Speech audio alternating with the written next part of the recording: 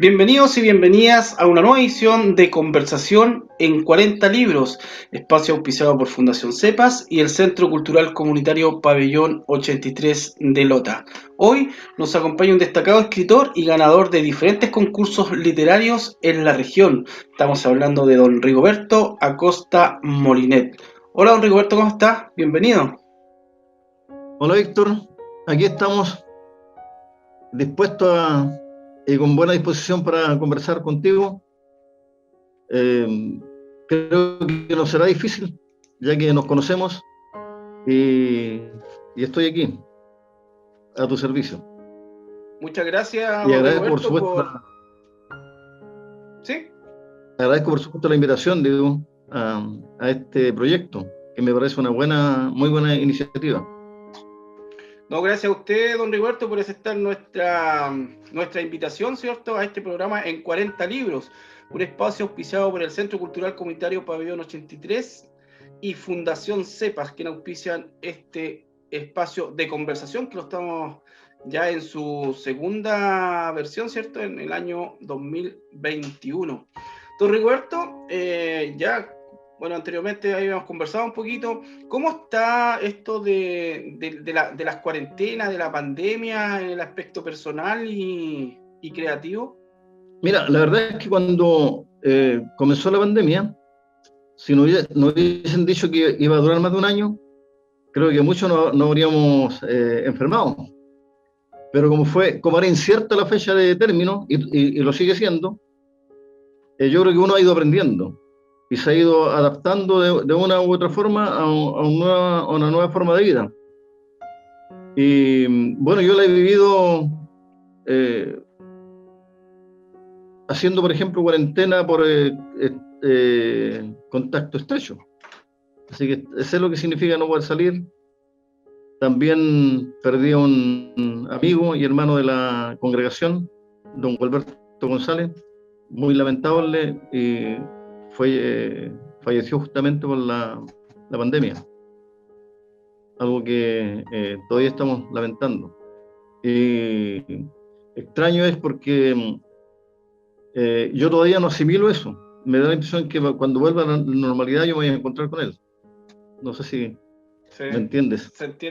se entiende perfectamente, don Rigoberto, porque bueno, esta pandemia ha pegado bastante fuerte, ¿cierto?, en las familias, sobre todo, y por lo mismo nosotros como fundación siempre estamos dando información en nuestros medios de comunicación, ya sea electrónicos, en las diferentes redes sociales que tenemos, de llamar al que se cuiden, justamente a que si van a salir, use la mascarilla, tratar de mantener el distanciamiento, ¿cierto?, entre las personas, lavarse bien las manos, pero, pero es difícil. Para el ser humano, usted sabe que eh, las contradicciones de la vida siempre han sido así, o sea, uno siempre va como en contra de lo que te piden. Sí, Pero bueno, así es la vida, ¿cierto? sin Esperamos ir más salir luego de lejos, esta pandemia. Sin ir más lejos, fíjate que en estos momentos me encuentro yo cumpliendo una cuarentena por el contacto estrecho, que ya el martes quedo liberado, por así decirlo. Pero yo creo que uno tiene que aprender a ser responsable, Justamente. porque muchos en estas condiciones salen igual y diciendo, no, yo no tengo, así que yo salgo igual, pero creo que la responsabilidad es fundamental en estos casos. Justamente hay que seguir siendo responsable, ¿no?, como dice usted, y esperar nomás y confiar también en esta vacuna A que... propósito a propósito de la pandemia y cuarentena, sin pretender adelantarme a la conversación, hubo un proyecto de una escritora, una poeta de Chihuayante, que invitó a participar a escritores de mayores de 60 años, ya sea con relatos o poemas, para ver para que uno pudiera manifestar su sentimiento en relación a la pandemia. Así que esta persona invitó a varias personas de la región e hizo un libro. Sí, más adelante vamos a tocar ese tema, ¿cierto?, sobre su participación y sus trabajos que ha hecho durante este periodo. Pero, don Rigoberto, ¿cómo fueron sus inicios en esto de la escritura? Muy buena pregunta. Mis inicios fueron, si pudiéramos decirlo, tardíos. Pero yo voy a decirlo entre comillas porque en realidad todo ocurre en su tiempo, en el tiempo que está ya preparado por Dios. Y yo hasta los 53 años no sabía, desconocía que yo podía escribir. Y nació solamente la intención de escribir, nació el deseo de escribir cuando el pabellón 83 organizó el primer concurso de Me lo contaron mis viejos, en donde yo participé con muy pocas expectativas, pero creo que esa participación para mí ha significado lo más importante, aún cuando yo no ocupé ningún lugar, solamente obtuve una mención honrosa, pero para mí hasta ahora ha sido el premio más importante que he obtenido. ¿Por Claro. qué? Porque ahí entendí de que sí tenía condiciones para escribir. Fue un incentivo fuerte. Genial. Bueno, eso fue en el 2007, ¿cierto? Ahí tuvo una mención honrosa en este concurso con el cuento Sí, Huellas Indelebles. huellas indelebles, sí, exactamente. Si recordamos Y ese pasar por este concurso literario, que bueno, que no solamente a usted, sino que a mucha gente, ya sea de todo lo que el Coronel Lota y la región y también a nivel país, han participado de esta iniciativa, ¿cierto? De estos concursos literarios que tiene Fundación CEPA y el Centro Cultural Comunitario Pabellón 83 para incentivar la creación a nivel local y también regional y, por qué no decirlo, a nivel nacional. ¿Cómo fue su experiencia al ah, trabajar, o sea, al participar en estos concursos literarios? bueno, como decía, la primera vez que participé con un cuento y al saber que habían condiciones, eh, seguí escribiendo. Seguí escribiendo ya porque, como que diría uno, entró el bichito de la escritura en mí. Y quizás inicialmente partí escribiendo lo que yo no sabía diferenciar entre un cuento y un relato.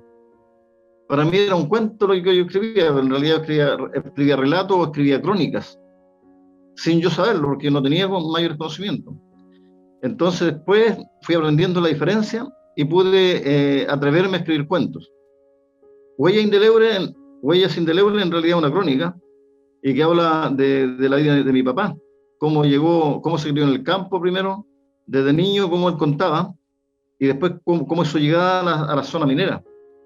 Y él contaba muchas veces eso, digamos, repetía muchas veces la historia, porque mi papá, como muchos mineros, él bebía, y cuando estaba en ese estado, él lloraba a veces recordando su infancia y contaba su historia. Entonces yo la escuchaba como niño y bueno, cuando uno es niño cree todo lo que dicen los adultos. Y yo aparte de creerle, después de adulto entendí que era lo que él repetía, digamos, era igual prácticamente, por lo que me di cuenta que sí, efectivamente él vivió esa infancia bastante triste, se puede decir, y que él quería que sus hijos no pasaran por algo parecido.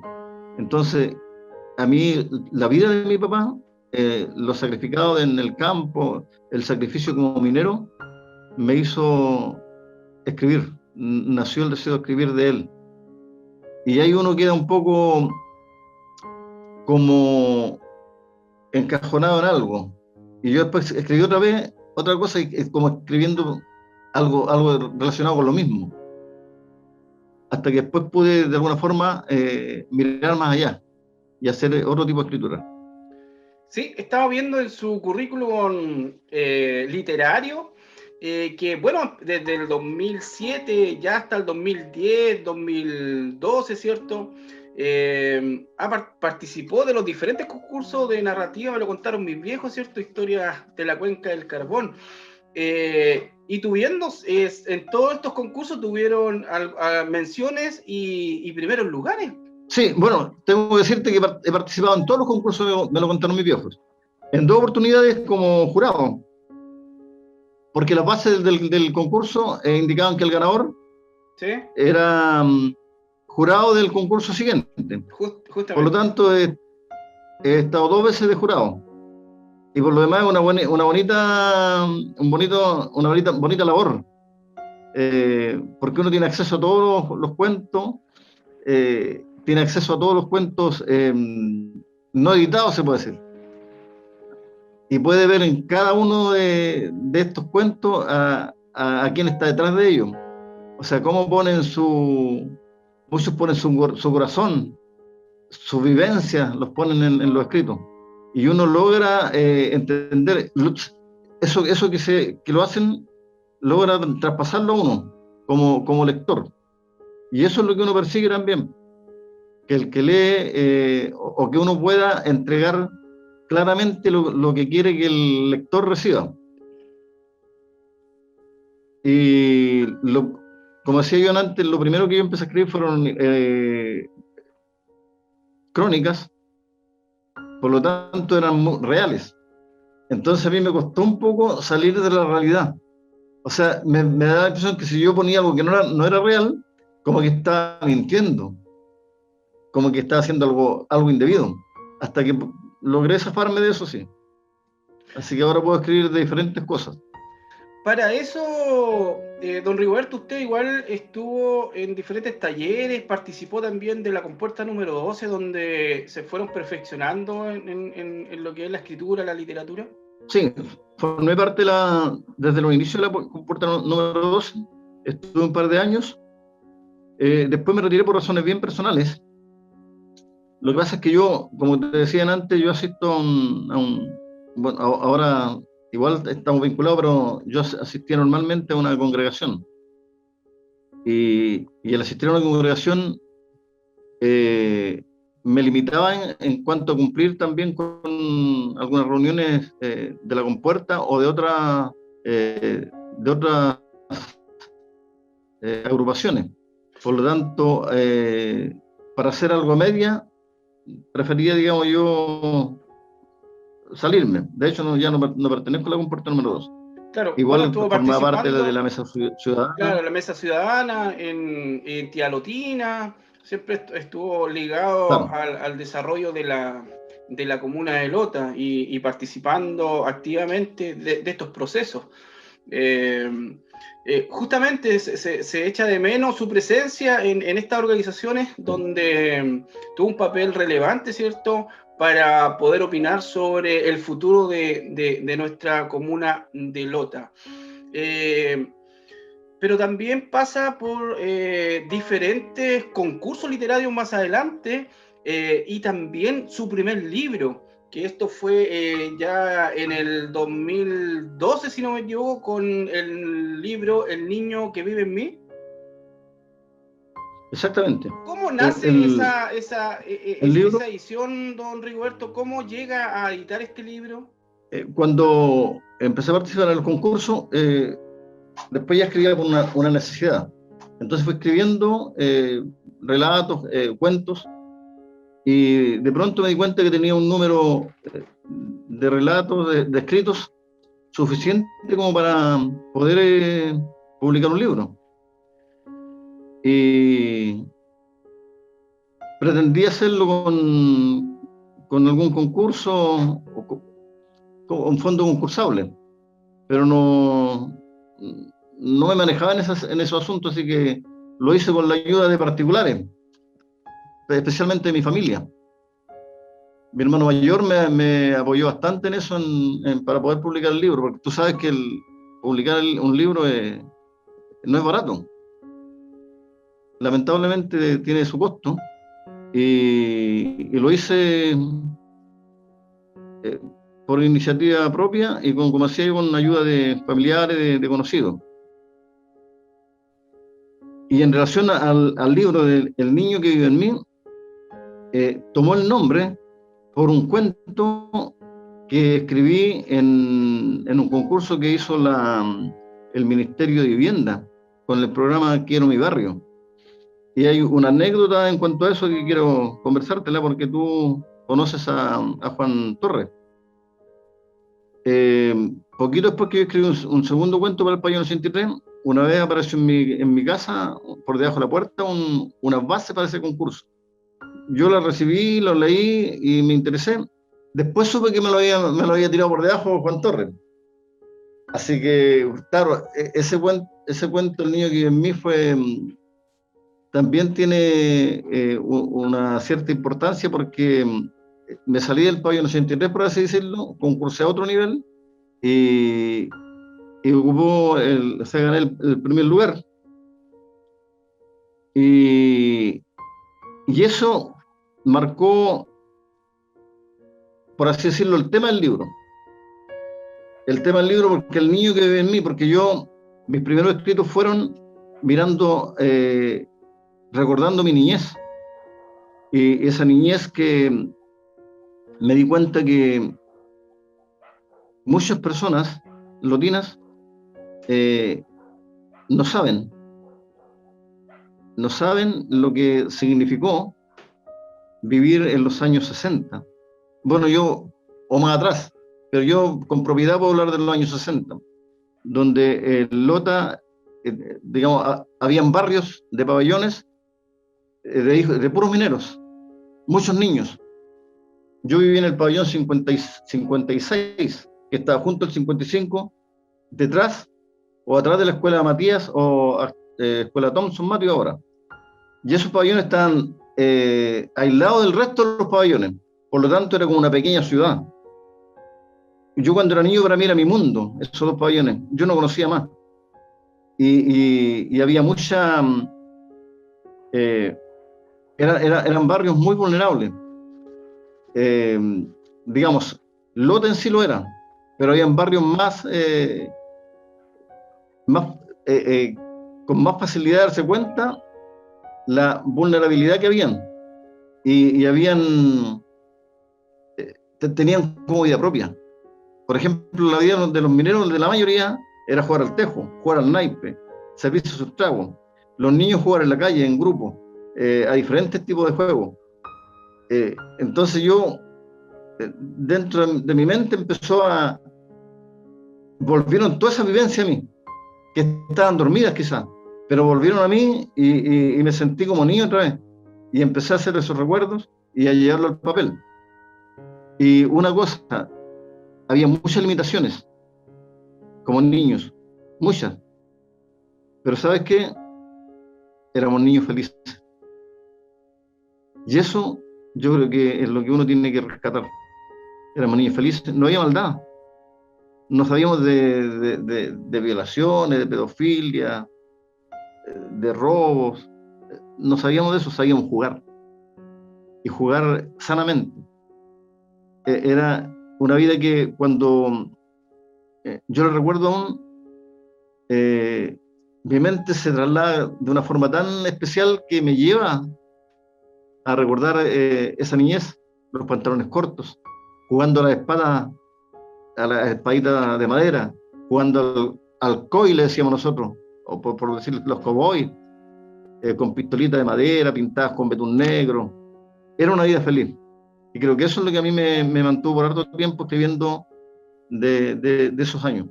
Bueno, interesante la forma de cómo lo relata, ¿cierto? Y cómo uno se va imaginando también aquí, justo ahora, en esta conversación, y llegar a esos años, pues como dice usted, años 60, años 70, donde todavía a lo mejor no existía la tecnología como la tenemos ahora, las vivencias eran diferentes, ¿cierto?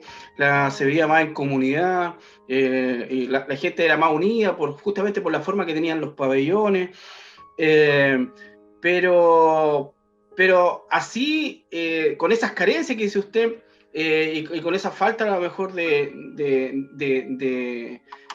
material, ya sea en el sentido de cómo poder adquirir otras cosas, ustedes eran felices jugando, riendo, y eso también creo que a la larga hace niños felices, pues, el jugar, el pasarlo bien, el compartir con los demás amigos, el estar en constante cercanía, ¿cierto?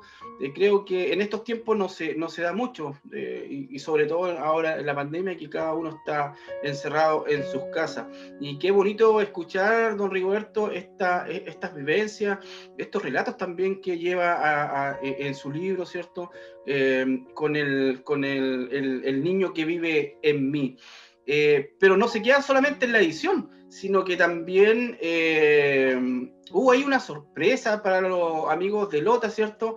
Donde justamente estos relatos se llevan al teatro. ¿Nos podría contar un poquito de eso, don Rigoberto? Por supuesto, una bonita experiencia. Mientras formaba parte de la Mesa Ciudadana, nace la idea de hacer un proyecto. ¿Y por qué no de un escritor lotino? Se piensa.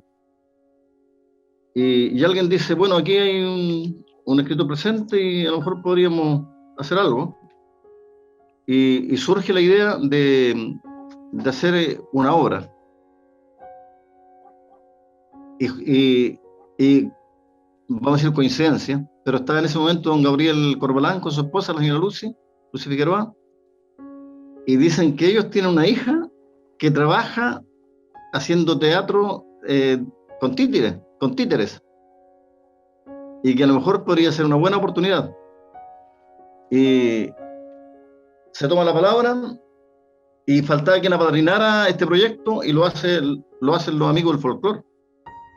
Entonces todo fue tomando cuerpo a poco hasta que se conversó con Tania Corbalán, que es la directora de la compañía La Sirena, una compañía de títeres. Bueno, en realidad ella hace varias cosas. Y ella se mostró muy interesada.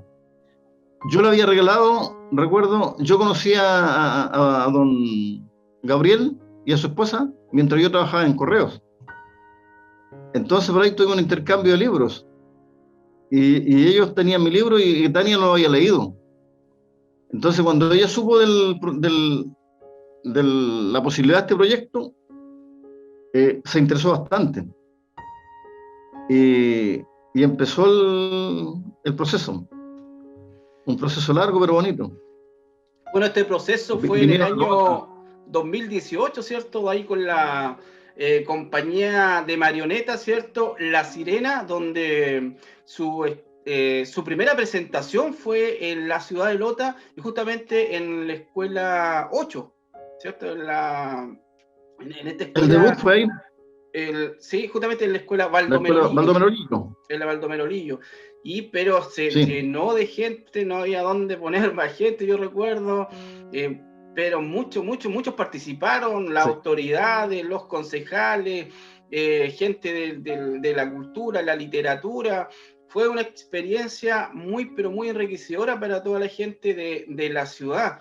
Y yo recuerdo que fui con mi hija, con la Maite a ver la obra, pero fue un éxito, y las marionetas, la forma como la movían, las voces. O sea, creo que fue un acierto, don Rigoberto, al llevar estos relatos, ¿cierto?, a las marionetas y bueno, justamente al teatro. Yo creo que hay mucho mérito de Tania y su grupo, su agrupación, Tania Corbalán, porque no se trató de tomar un cuento y llevarlo al teatro, sino más bien se trató de tomar mis cuentos, porque no estaban los cuentos no estaban en un orden cronológico.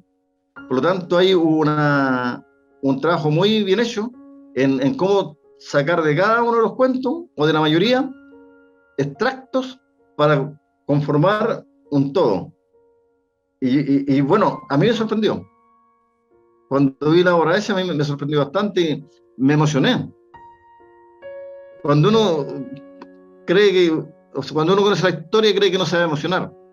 Pero yo me emocioné porque lograron darle el tinte, el toque que mis escritos tenían. Ahora, cuando dice que fue mucha gente, yo debo decir que de mi familia andaban como 40 personas. Fue extraordinario porque ser mis hermanos, todos mis hermanos, mis cuñadas, mis sobrinos, unos primos, tíos, primos en segundo grado, pero fue un apoyo inmenso. Bueno, el apoyo justamente de su familia, ¿cierto? De las organizaciones en las cuales usted participaba, es también un gran incentivo para poder seguir creando. Y desde esa creación Ah, también... no quiero dejar pendiente lo que estaba comentando, que mientras estamos presenciando la obra, detrás mío hay un grupo de personas, unas damas, y, y cuando me doy cuenta eran personas que habían vivido en el pabellón 55 y 56 y que subieron bueno, después ellos quedaron maravillados. De esas personas algunas también tenían el libro, lo habían adquirido. Qué bueno, Rigoberto. Eso. Uno recuerda esto, ¿cierto? Y da un poco de nostalgia no poder seguir presenciando este tipo de actividades culturales, ¿cierto? Al aire libre, o ya sea en diferentes establecimientos educacionales o culturales. Sí, Pero, mira, ¿sí?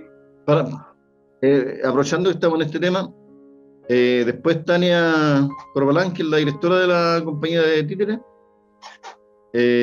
me dijo que estaba invitada a un festival de teatro en la Quinta Normal. Ah, sí, sí, sí, Y sí, nos recordamos de eso. participaron y ocuparon un tercer lugar. Después hicieron un proyecto para hacer una gira con la misma obra en la quinta región. Y se presentaron en Valparaíso. Y después Tania me pidió la autorización para cambiarle el nombre a la obra, para que fuera más representativa o más sugerente. Le puso Rigo, el niño del carbón. Rigo, el niño del carbón. Y hubieron también buenos comentarios. Claro, pasó por diferentes festivales, ¿cierto? Donde tuvo algunos lugares, unas buenas ahí presentaciones y no solamente presentaciones, sino que mostrar, ¿cierto? El trabajo que usted realizaba en este libro, en estos cuentos, y también mostrar un poco la realidad del carbón de la ciudad de acá de Lota. Eso creo que fue igual Sí. un gran acierto, ¿cierto? En este teatro de marionetas con la compañía La Sirena, La Sirena. Don Rigoberto, ya pasando más adelante, ¿cierto? Igual participó de otros concursos y uno de los que me llama la atención justamente es de el Centro de Formación Técnica, el CFT Lota, donde realizan un concurso literario CFT en 100 palabras y usted obtiene el primer lugar. ¿Qué tal esa experiencia, cierto, para participar en este concurso y si lo realizaron después a años siguientes o solamente fue por ese periodo? Mira, yo tenía contacto con el CFT porque yo estudié en el CFT. Estudié administración pública y me titulé el año 2012 a los 58 años de edad.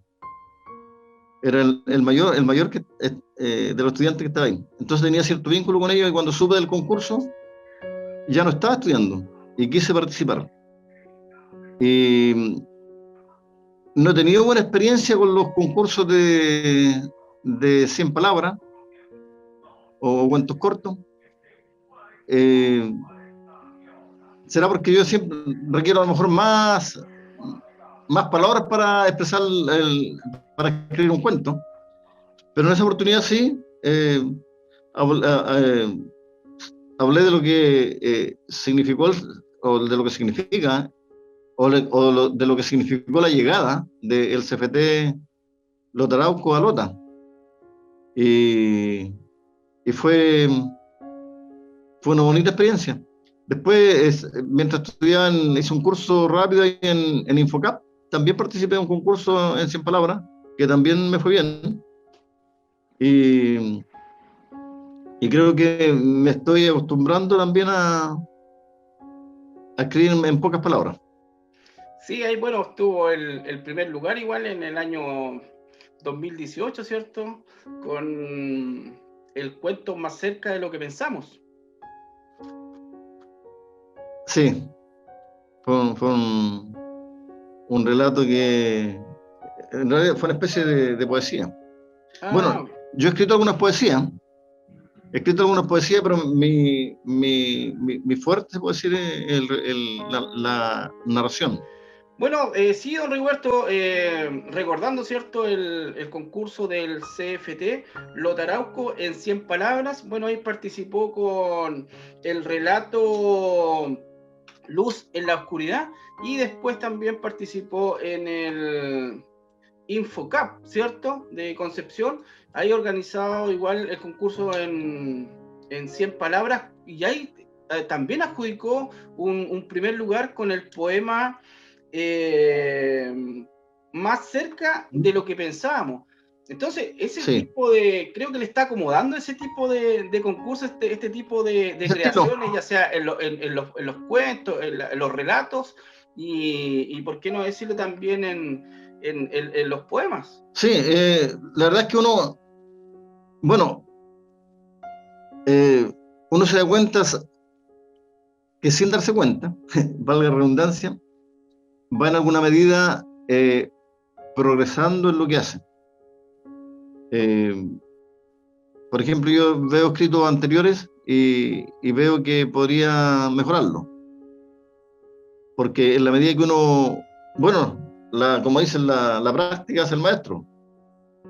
O sea, yo en la medida que han pasado los años, voy mejorando el estilo de escritura. Y justamente como va mejorando, ¿cierto?, la escritura, y también vamos ahí al 2020, ¿cierto?, donde también realizamos el concurso, me lo contaron mis viejos, historias ferroviarias, ¿cierto?, del ramal Concepción Cuna del Agua, y donde usted también participa y obtuvo el segundo lugar, don Rigoberto.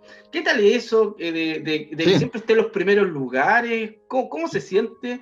¿Cuál es su experiencia? ¿Cómo nos podría comentar algo sobre eso? bueno, la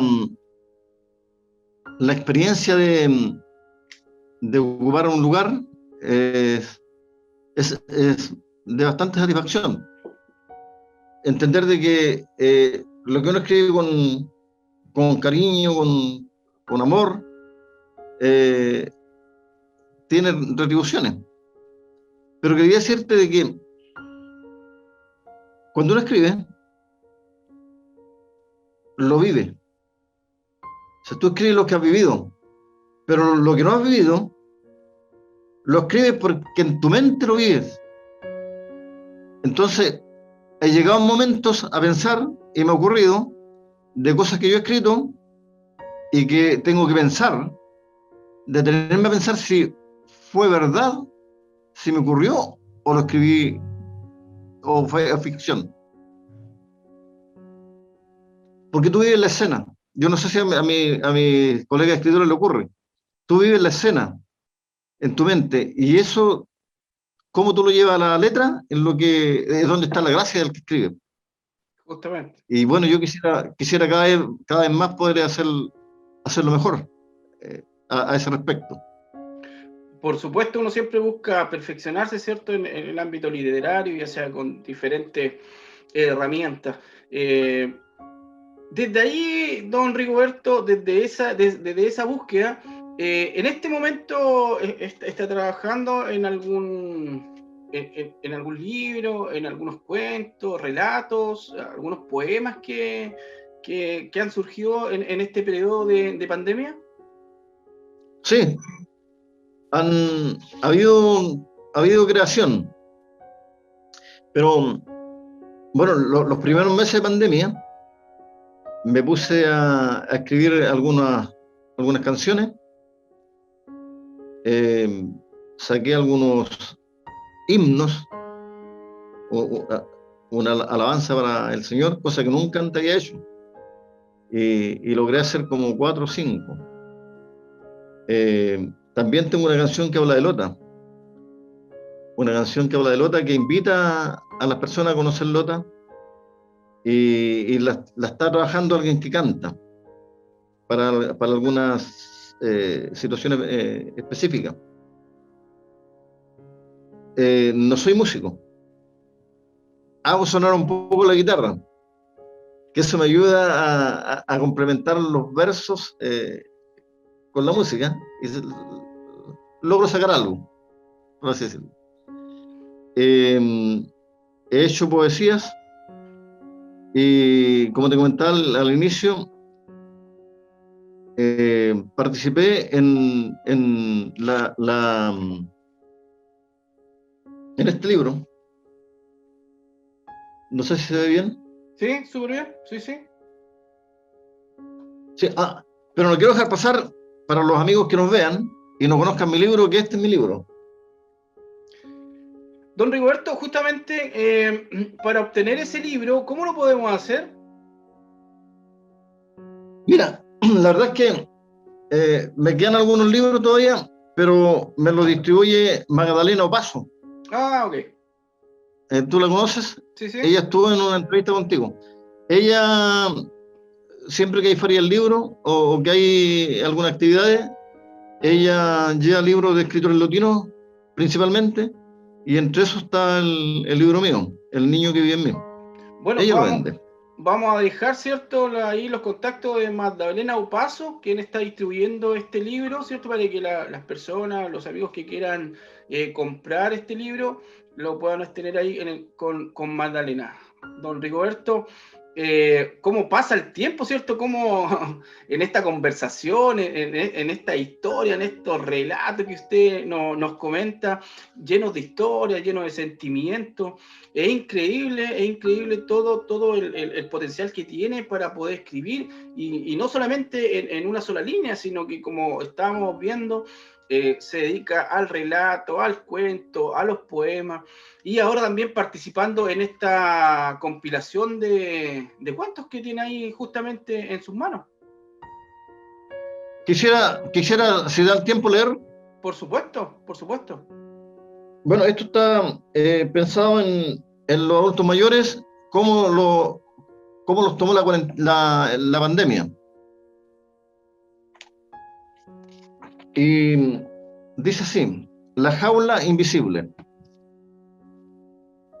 Oscura la tarde se avecina, augurando que llega el final, cuando sin advertencia ninguna, brota noche sin verla llegar.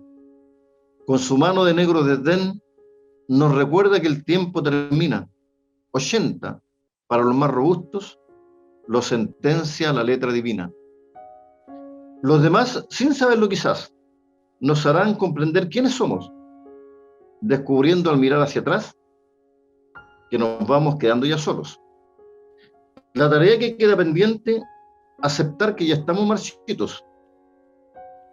Aunque el ser interior se resiente, repito, aunque el ser interior se defiende, lo intentamos pasito a pasito.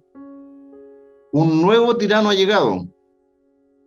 Aparece cual rey invasor, coronado y muy presumido, provocando la muerte y dolor. Desde China, él ha llegado, concebido y nacido en Wuhan. Miles de muertos ha dejado, odiosa pandemia mundial. Aunque ataca a todos por igual, su objetivo es la gente mayor, sobre todo si cargan un mal que les lleva a bajar el telón. Invitado a guardar cuarentena, me refugio en mi jaula virtual.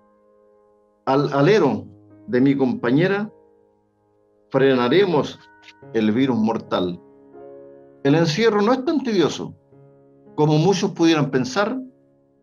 Por la gracia del Dios bondadoso, lograremos vencer este mal. Y quisiera tomar esta estrofa que diríamos que cambió, porque dice: aunque ataca a todos por igual, su objetivo es la gente mayor, sobre todo si cargan un mal que les lleva a bajar el telón. Y sabemos que ahora el objetivo no es tan solo la gente mayor. O sea, este libro ya quedó. Ese es el relato, Víctor.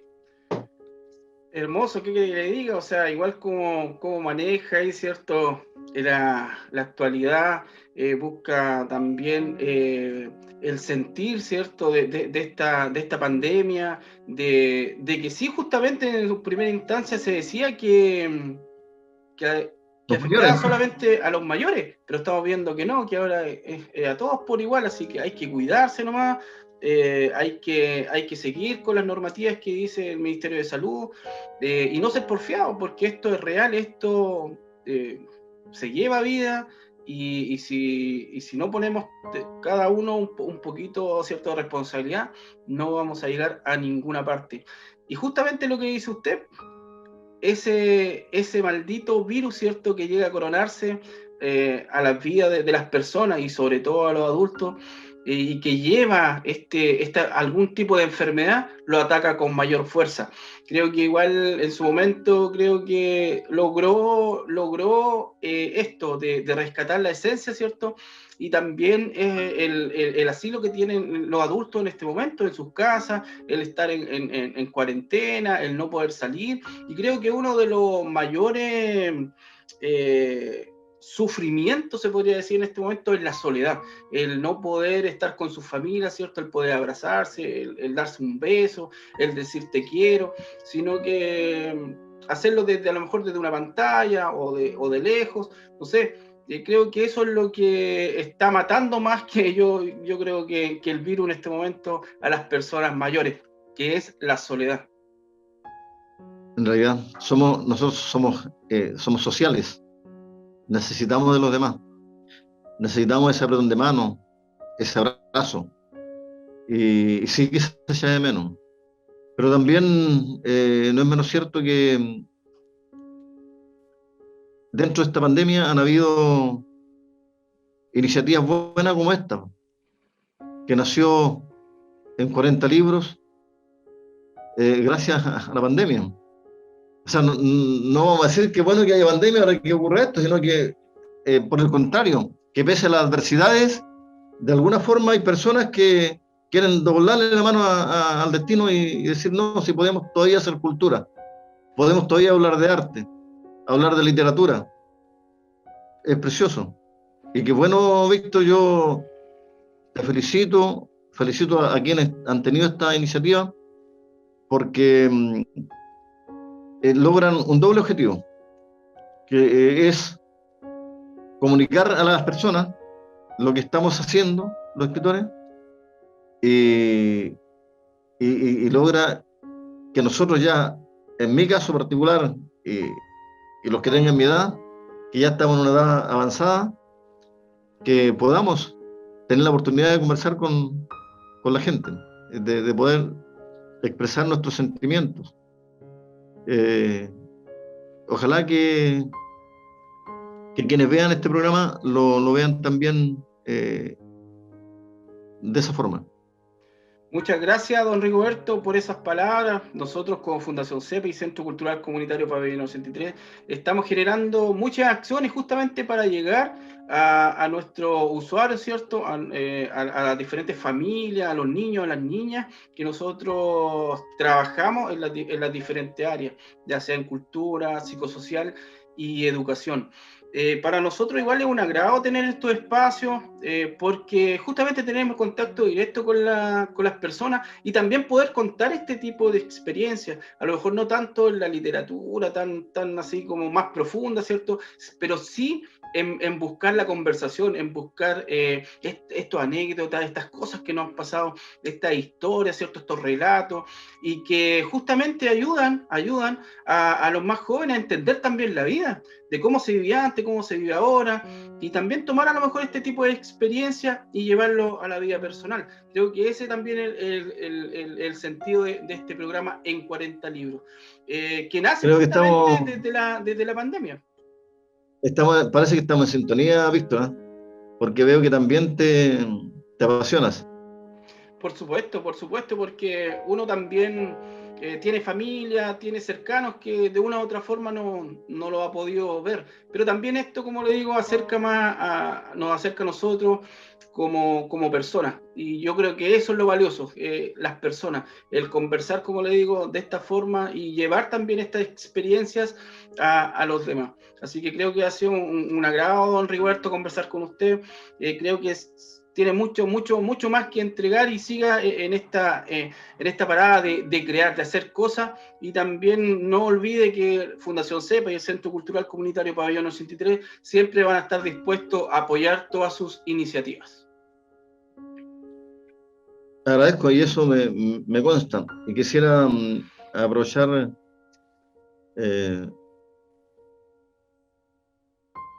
este programa para saludar a mis colegas escritores, a todos los lotinos que escriben, y que hay algunos muy buenos que escriben con sentimiento. Saludar a cada uno de ellos e instarle a que sigan creando. Y aquellos que no están reconocidos todavía como escritores, quizás son escritores en secreto, que se hagan el tiempo, que escriban, porque hay algo que dice, o sea, muchos lo dicen a lo mejor quizás, pero yo en una entrevista que me hicieron por el correo, por motivo del primer concurso del Pabellón 83 donde gané una mención honrosa, yo dije lo siguiente, dije, todos tenemos algo que contar. Y repito ahora, todos tenemos algo que contar, y ¿por qué no llevarlo al papel? Por supuesto, don Rigoberto. Muchas gracias por sus palabras, ¿cierto? Creo que igual, mira cómo pasa el tiempo ya, rapidito, en la conversación, en las anécdotas, en esto rico, ¿cierto? De la vida, de las vivencias que usted ha tenido, y cómo también se ha proyectado hasta estos días con la creación, ¿cierto? Y no quedarse ahí nomás. Justamente ahora usted está con contacto estrecho, entonces todas estas cosas que nos están pasando, que ojalá no nos frene, ¿cierto?, en nuestra forma de pensar y salir positivamente de este periodo. Don Rigoberto, ya para ir terminando, yo creo que, bueno, de todos los libros que usted ha leído, ¿cierto?, ya sea en su juventud, en la enseñanza básica, media, ¿qué libro a usted le marcó y que nos podría a lo mejor mostrar o recomendar para los lectores que en este momento van a ver este programa? Voy a recomendar un cuento, más que un libro. Un cuento que jovencito lo leí, más bien me lo leyeron. Y cuando lo he leído de nuevo, ha tenido otro significado. Y es El vaso de leche, de Manuel Rojas. Un muy bonito relato, un muy bonito cuento. Así que lo recomiendo. No es largo, así que no es difícil leerlo. Y lo otro más importante. El niño que vive, por supuesto, ahí a Magdalena, ¿cierto? Vamos a hacer los contactos para que las personas lo puedan comprar, ¿cierto? Y lo puedan leer. Justamente Manuel Rojas, ¿cierto?, autor chileno.